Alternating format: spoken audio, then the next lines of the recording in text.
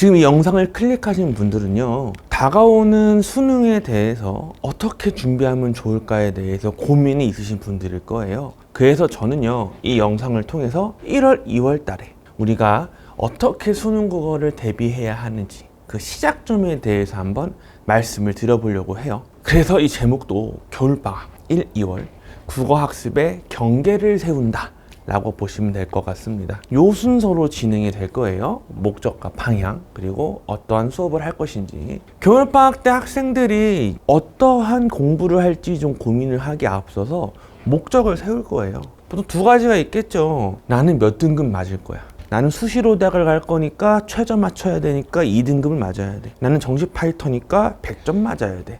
또 어떤 친구는요, 나는 요런 선생님을 들을 거야. 요런 식으로 공부할 거야. 요런 책을 살 거야. 이런 식의 생각을 할 거예요. 우선 둘 중에 뭐가 우리가 겨울방학 때 선택해야 되는 공부라 생각하냐면요, 당연히 방향을 설정하는 시기라고 생각합니다. 그런데요, 또 단순히 어떤 책을 살지, 일주일에 몇 시간을 공부할지 그런 방향 말고요, 구체적으로 어떠하게 공부할 것인가에 한번 정해보려고 합니다. 그래서 우선은 뭐 공통 과목만 독서와 문학 위주로 설명을 한번 드려보면요, 영역별로 우선 독서 얘기 먼저 해볼게요. 이게 독서 지문인데 하나의 과목인데 이 독서 지문에 대해서 말들이 참 많아요. 어떤 선생님은 구조를 잡고 읽으라고 하고요, 어떤 선생님은 열심히 읽고 그냥 풀라고 합니다.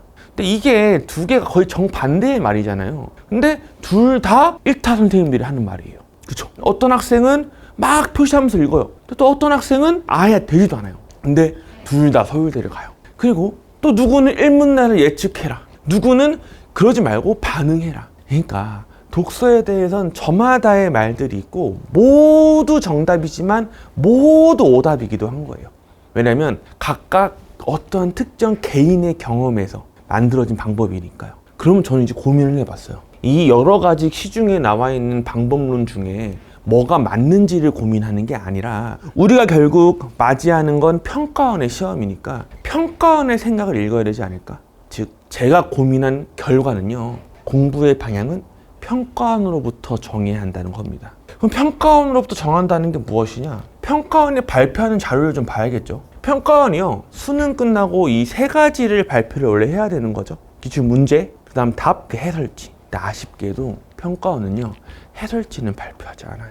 대신에 평가원이 발표하는 자료 중에 대학 수학 능력 시험 교육 과정 근거라는 자료가 있습니다. 좀 생소하시죠? 이게 무엇이냐면요, 평가원 홈페이지에 나오는 건데요, 각각의 문항마다 평가원이 이걸 왜 냈는지 써주는 겁니다. 여기 있는 이런 숫자들은요, 실제 교과서에서 제시하고 있는 성취 기준들이에요. 즉, 교과서에서 이런 걸 가르쳤고 이거를 바탕으로 난 출제했어 라는 평가원의 항변서 같은 거예요. 너무 어렵다고들 하니까, 국어가. 그러니까 저는요, 우리가 공부해야 할 방향이 이게 아닐까? 여기서부터 시작을 해야 되는 게 아닐까? 라는 생각에 다다르게 된 거죠. 실제로 평가원이 발표하는 자료, 수학 능력 시험을 어떻게 공부하세요 라는 이런 안내서가 있는데요, 거기에는요, 이러한 인문예술, 사회문화, 과학기술 분야의 다양한 글을 제재로 할 거야 하니까 세 지문이 나오는 거예요. 그 다음, 독서의 원리와 방법에 대한 지식과 아울러 어휘력, 사실적, 추론적, 비판적, 창의적, 사고력을 측정할 수 있는 문제를 낼 거야. 지문은 요 세 개를 낼 거고 문제는 요 능력들을 측정할 거야 라고 써주는 거예요. 실제로 그래서 작년 수능에 5번의 기출문제를 보니까 02-01 여기서 사실적 내용을 파악하면서 읽게, 사실적 능력을 측정하는 거구나. 인문예술 분야, 인문예술 지문을 내는 거구나. 이렇게. 또 그 다음 문제에서 보면은 이거 창의적으로 냈어, 이거 측정하려고 낸 거야. 이거 과학기술 분야를 하려고 낸 거야. 이렇게 제시하고 있어요. 결론입니다. 우리는 그러면 이 독서 지문에 대해서 각 강사의 개인적인 주관이 들어간 방법론이 아니라, 누군가가 성공했던 방법론이 아니라, 실제 문제를 내고 지문을 내는 평가원의 입장에서 공부한다면 이 두 가지, 지문은요, 제재별로 어떻게 읽어야 되는가라고 평가원 제시하고 있죠. 과학기술 지문은 객관성, 논거의 입증 과정, 타당성, 응용 한계 등을 고려해서 읽는 걸 해야 되는 거고요. 문항은요, 교과서에서 제시하는 성취 기준을요 충족하기 위해서 공부해야 되는 거네요. 사실적, 비판적, 추론적, 창의적 읽기 능력을 키우면 되는 거네요. 사실 마음 같으면 수업을 하고 싶은데 수업할 수가 없잖아요. 그래서 제 수업이 들어있는 해설지 일부를 갖고 와봤어요. 해당 지문은 과학기술 지문이니까 과학기술 지문에 제시되는 과학적 원리의 응용과 한계 등을 비판적으로 이해해야 한다. 이 기술의 문제를 어떻게 해결하는지 이런 식으로 교과서에 있는 표현들을 활용하고 있고요. 해설지에 문항에서도 각 문항의 측정 능력, 문항을 푸는 방법들을 써드리고 있습니다. 이렇게 이런 문제는 이 능력이 중요해서 이렇게 해야 돼. 이런 식으로 해설지에 담아놨고 당연히 수업도 이렇게 진행이 되겠죠. 결론입니다. 독서는요, 이런 4가지 능력을 측정하는 시험이고요. 이런 3가지 분야를 읽는 시험이에요. 그래서 교과서에서 평가원이 발표한 자료 그대로 공부를 하고 거기에다가 그런 과정에서 풀어봤던 기출문제 아이디어들 있잖아요. 제가 겪었던 그런 여러 전략들을 합쳐서 최근 문제를 적용해 보는 겁니다. 최신 문제에 이런 아이디어가 먹히네. 그러면 그 다음에 수능도 이렇게 나오겠네. 그러니까 난 이렇게 쭉 공부해야겠네를 결정할 수 있겠죠. 문학도 마찬가지입니다. 정말 다양한 말들이 있어요. 거의 다 정반대 말입니다. 막 이렇게 다양한 말들이 있어요. 다 들어봤던 말일 거예요. 근데 역시 평가원의 입장을 봐야겠네요. 평가원에서 문학을 풀 때 어떻게 하라고 제시하는 학습 방법 안내서입니다. 근데 문학에서는 조금 신경 써야 되는 게 바로 문학에 대한 지식과 아울러서 얘네들을 본다는 거예요. 실제로 성취 기준을 보면요, 문학 작품은요, 내용과 형식이 긴밀하게 연관되어 이루어짐을 이해한다라고 제시하고 있네요. 문학은 형식이 되게 중요해요. 문학은 형식, 즉 개념을 공부해야 돼요. 왜냐면요, 문학이잖아요. 독서는 비문학이라고도 불러요. 무슨 말이에요? 학문이 아니답니다. 근데 문학은 학문이기 때문에요, 학문적 지식이 좀 공부가 돼야 됩니다. 예를 들어 볼게요. 해당 지문 보시면 해당 선지 있어요. 생매는 고고한 취향을 사실적으로 보여주는 소재이군인데 멈추고 한번 생각해 보세요. 생매를 잡아 길 잘 들여 먼 산 두 매로 꿩 사냥을 보내고 있는 겁니다. 매를 잡아가지고 매 사냥을 하고 와라 이렇게 하고 있는 장면이네요. 그쵸? 그분을 보고 고고하다라고 할 수 있을까? 라는 선지네요. 이 문제 풀이에 제일 중요한 건 뭐죠? 그러면 고고라는 뜻을 얼만큼 잘 아냐 이겁니다. 고고라는 게 무슨 뜻이냐 하면 예시를 들어봤어요. 이게 김종길 시인의 고고라는 시고요. 교과서에도 있고 평가원도 나왔던 지문이에요. 읽어보시고 한번 해당 시의 그림을 떠올려 보세요. 왜 그림이냐? 시의 3요소가 주제, 운율, 심상이거든요. 제 마음속에 그림이 그려져야 됩니다. 그려보셨나요? 저는 요런 그림이 떠오르는 것 같아요. 즉 여기가 고고한 위치가, 고고한 높이가 되겠죠. 이 고고란 뜻은 뭐냐면요, 외롭고 높다예요. 그래서 남과 섞이지 않아야 됩니다. 남하고 단절된 상태에서 높이 있는 거라고 보시면 돼요. 그렇기 때문에 약간 남들하고 좀 외롭긴 하겠지만 남하고 단절돼 있어서 그들하고 좀 독립적으로 존재하는 높이를 말하는 겁니다. 그러면 해당 장면에서 매를 잡아서 사냥을 보내고 막 하인하고 말도 잡고 막 이런 사람을 외롭고 단절된 느낌으로 보진 못하겠죠. 괜찮으세요? 어떻습니까? 이 문제를 풀기 위해선 고고라는 단어를 알았어야만 해요. 네, 즉 이게 개념입니다. 이게 개념이 단순히 직유법, 운유법만 개념이 아니에요. 이러한 어휘, 이러한 개념 등에 대해서 학습이 돼야 되는 시기가 1, 2월인 것 같아요. 저는 이러한 문항들을 설명하고 이해시키기 위해서 여러 가지 책들을 갖고서 수업을 진행을 해요.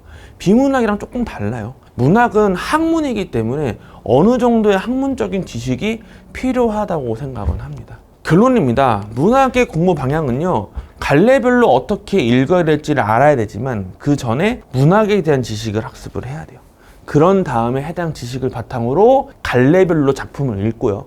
거기에 시험이니까 제가 알려드리는 빠르고 효율적인 방법을 섞어내서 역시 최신 문제들을 풀어보는 훈련, 그걸 1, 2월에 해야 될 것 같아요. 그럼 이 수업들을 너는 1, 2월에 어떻게 할 거냐? 이렇게 3가지를 합쳐가지고 기출문제, 교과서, 전공의를 합쳐가지고 최신 문제를 풀어보는 그 수업은 바로 김연우의 현장국어 기초편입니다. 기초인 건 1, 2월이니까 방향을 설정하는 시기잖아요. 그래서 문학, 독서 모두 제가 아까 말씀드린 대로 진행을 할 거예요. 포인트는 이겁니다. 2달 완성 과정으로 진행을 해요. 그러니까 완성이라는 게 이거 들으면 100점 맞는다는 아니지만 방향은 확실하게 정할 수 있을 거란 얘기예요. 그러니까 이게 제가 왜 2달 완성이라고 했냐면은, 그러니까 제가 만약에 뭐 1타 강사나 유명 강사면은 그냥 날 믿고 수능까지 따라와 할 수 있어요. 근데 저는 뭐 인간 강사도 아니고 그렇다고 유튜브 구독자가 막 5만 명, 10만 명 되는 강사도 아니잖아요. 그러니까 학생 입장에서는 1월 달에 널 믿어도 돼? 이게 당연히 있을 수밖에 없어요. 저는 그래서 매번 증명해야 되는 과정이 있는 강사입니다. 그래서 저는 최소한 1, 2월 2달만 내 수업을 들어도 네가 바뀐 걸 확실하게 증명하겠다는 겁니다. 그래서 수업 처음 시작할 때의 본인의 능력과 수업 후의 능력이 얼마나 달라져 있는지를 직접 보여드리겠다는 거예요. 그래서 증명받겠다는 겁니다. 2달 과정으로. 이 수업의 과정은요, 크게 3단계로 있는데요. 1단계에서는요, 천천히 독서는 어떻게 읽는가, 다만 평가원이 제시한 방법대로 읽습니다. 문학도 어떠한 형식으로 이루어지는가, 개념들을 다지는 시기를 가질 거예요. 그렇게 기초적으로 다진 다음에 각각의 독서의 경우 2단계에선 각각의 분야별로 이렇게 읽으라고 했지? 그럼 이 읽기 아이디어를 요 지문에 적용해, 저 지문에 적용해, 이런 식으로 써주는 수업들. 문학 그렇게 형식 배웠지? 그럼 이 갈래별로 요렇게 읽어, 요렇게 읽어, 이렇게 2단계 진행을 하고요. 3단계에서 이제 점수를 뽑아내야겠죠. 문항별로 어떻게 풀 것인가. 그러면서 어떤 답을 고를 때 저는 오답도 엄청 설명을 길게 해요. 오답도. 왜냐하면 그 오답의 아이디어가 나중에 정답이 될 수도 있고요. 그렇죠? 심지어 오답을, 최다 오답을 피할 수만 있으면 정답으로 갈 가능성이 높아요. 그런 것들을 진행하는 거. 문학도 어떻게 하면 빨리 푸는 거. 어떤 문제 제가 3초 만에 풀거든요. 그것도 개념적 학습이 돼 있으면 남들은 막 2, 3분 걸리는 문제도 10초 만에 풀고, 그 방법들을 소개해 드리는 게 3단계입니다. 그래서 그런 걸 다루는 수업으로 2달 동안 완성 짓고, 추후에 저랑 함께 해도 더 좋고, 함께 하지 않아도 방향 정도는 확실히 잡을 수 있는 1, 2월이 될 수 있게 노력을 할 겁니다. 그 다음에 언어와 매체도 당연히 진행을 하죠. 겨울이기 때문에, 초반이기 때문에 언어와 매체 수업도 진행하는데, 가능한 한도 전공자 출신이라서 기존적인 지식을 바탕으로 효율적인 풀이로 넘어가는 그런 식의 수업을 진행하겠습니다. 교재는 저 같은 경우에는 이제 당연히 본교재 있고, 해설지 아까 보셨죠? 해설지 있고, 그 다음에 월간지, 제가 김연호라서 김연 1호, 2호, 3호, 4호, 그럼 주간지, 이렇게 생각하시면 돼요. 적어도 제가 러셀에서 수업을 하기 때문에 인간 강사가 있는 학원이잖아요.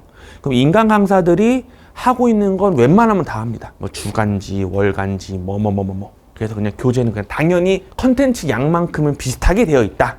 여타 강사들과 똑같이. 그다음에 당연히 전지문 해설도 다 제가 씁니다. 막 그림도 그려놓고, 막 설명한 문단별로 써놓고, 막 어휘 모르면은 사진도 넣어놓고, 이런 식으로 제가 다 씁니다. 이거는 제가 다 써요. 그다음에 그렇게 하지만 또 제가 다른 대단한 1타 강사 하다가 차이점이 소강사잖아요. 그래서 개인별로 스킨십을 강하게 가져가는 거예요. 학생마다. 자, 문항이 넌 이가 부족하니 저게 부족하면 나랑 얘기할래 해서 제가 이번에 수업을 많이 줄였어요.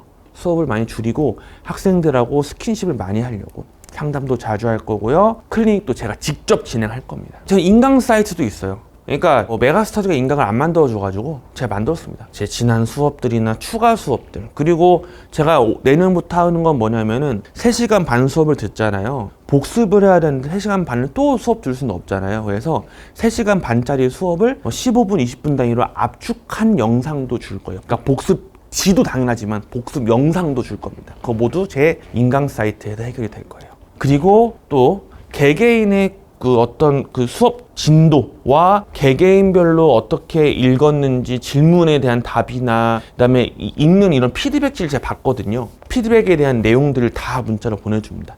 이거 다 제가 직접 합니다. 아무한테 안 맡길 거예요. 다 제가 합니다. 이런 수업을 준비하고 있는 저는 김연호라고 하고요. 국어문학과를 졸업했고, 원래 재종반에 오래 있었습니다. 재종반에 오래 있었고, 지금은 이제 러셀에서만, 러셀, 목동, 분당, 평촌, 가나다수입니다. 그런 식으로 진행을 하고 있고요. 제일 중요한 거, 유튜브도 하고 있습니다. 구독해 주시면 감사하겠습니다. 현장국어입니다. 그리고 제 수업에 대해 궁금한 게 있으시면 요 번호로 연락 주시면 제가 아주 친절하게 모시겠습니다. 앞에 말씀드렸던 수업을 이제 겨울방학 때 이렇게 진행을 합니다. 그러니까 월화수목금 이렇게 종평일에만 진행을 하고요. 월요일 같은 경우는 오전에 분당 러셀에서 문학, 독서 특강반을 진행을 합니다. 그러니까 이 수업은 겨울방학에만 개강되는 수업이고요. 일주일에 6시간 수업을 합니다. 그래서 독서랑 문학을 각각 3시간씩 수업을 진행을 할 거고요. 당연히 그만큼 더 깊게 진행을 할 수 있겠죠. 평촌에서는 월요일 오후, 그 다음에 금요일 오전에 이렇게 또 특강반 똑같은 수업을 진행을 합니다. 반면에 이제 저녁 수업이 있는 월요일 저녁에 있는 평촌 러셀의 독서 문학 정규반 같은 경우에는요, 앞서 말씀드린 특강반처럼 6시간 수업이 아니고 일주일에 3시간 반 한 번 수업이에요. 특강반은 2번 수업이고 정규반은 1번 수업인데요. 그 3시간 반 안에 많은 걸 하다 보니까 조금은 속도가 빠르고 조금은 개념의 양이 적고 그럴 수는 있겠습니다. 하지만 그래도 할 건 다 할 거고 부족한 거는 보강 영상으로 드리기 때문에요. 만약에 본인이 수학을 하거나 다른 게 급하다고 하면은 요 수업을 듣는 것도 괜찮을 것 같습니다. 목동에서는요, 화요일, 목요일에 특강반을 진행을 하고요. 그 다음에 목동 러셀 그 정규반 수업은 화요일 저녁에 진행을 합니다. 목동 특강은 조금 차이점이 있는데요. 평촌과 분당과 다르게 화요일은 독서만, 목요일은 문학만 진행을 해서 독서 집중반, 문학 집중반으로 나눠둘 수가 있어요. 그러니까 본인이 만약에 독서가 약하다, 그럼 화요일만 수업 하나만 들어도 되고요. 문학이 약하다, 목요일 수업 하나만 들어도 됩니다. 그런 식으로 진행이 되는 겨울방학 수업이라고 보시면 돼요. 그리고 수업을 하나 더 하는데요. 금요일 오후에는요, 언어와 매체 특강반을 진행을 합니다. 평촌러셀에서는 제가 아마 언어 매체 유일하게 수업을 할 거예요. 그러니까 만약에 본인이 언매를 시작하려는 학생으로서는 한번 들어볼 만한 수업인 것 같아요. 그리고 제가 이번 겨울에 수업을 좀 많이 줄였어요. 제가 작년에 비해서 한 수업을 한 4-5개 줄였는데 그 이유가 이런 걸 하기 위해서 그래요. 제가 각 수, 목, 금, 요일마다 원래는 수업하던 시간인데 수업을 일부러 뺐습니다. 빼고 수강생 대상으로 클리닉 시간을 잡아놨어요. 그러니까 윈터 학생들을 모두 상담하고 모두 소통해서 학생들에게 이런 공부를 하는 거 어때? 이렇게 잘하고 있어를 일일이 제가 확인할 겁니다. 어떤 조교 선생님을 붙이지 않고 제가 직접 가능한 한 다 스킨십을 할 거라서 이렇게 시간을 많이 비워놨어요. 네, 이런 식으로 겨울방학 때 알차게 보낼 수 있게 한번 준비해 보겠습니다. 사실 고민이 있으실 거예요. 이 영상을 보면서 네 말이 맞는 것 같으면서도 잘 불안하잖아요. 이게 되게 중요한 시기인데 잘 모르는 강사의 수업을 듣는 것 자체가 사실 그래서 저도 참 부담이 커요. 하지만 저도 제 목표가 선생이고 싶거든요.